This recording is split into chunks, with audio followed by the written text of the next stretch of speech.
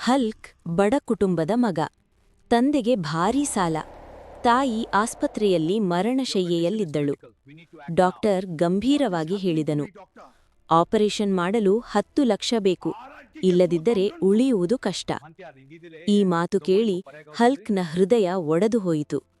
ತಾಯಿಯ ಕೈ ಹಿಡಿದು ಕಣ್ಣೀರಿಟ್ಟನು. ಅಮ್ಮ, ನಿನ್ನನ್ನ ನಾನು ಯಾವ ಬೆಲೆಯಲ್ಲಾದರೂ ಉಳಿಸಿಕೊಳ್ಳುತ್ತೇನೆ ಎಂದು ಮನದಲ್ಲೇ ಶಪಥ ಮಾಡಿದನು. ಆ ದಿನದಿಂದ ಹಲ್ಕ್ ನಿಲ್ಲಲಿಲ್ಲ. ಹಗಲು ರಾತ್ರಿ ದುಡಿದನು.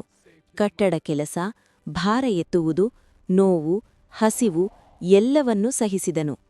ಹಣ ಅವನಿಗೆ ಗುರಿಯಲ್ಲ, ತಾಯಿಯ ಜೀವವೇ ಅವನ ಉಸಿರಾಗಿತ್ತು. ಕೊನೆಗೂ ಅವನು ಅಗತ್ಯ ಹಣವನ್ನು ಸಂಗ್ರಹಿಸಿದನು.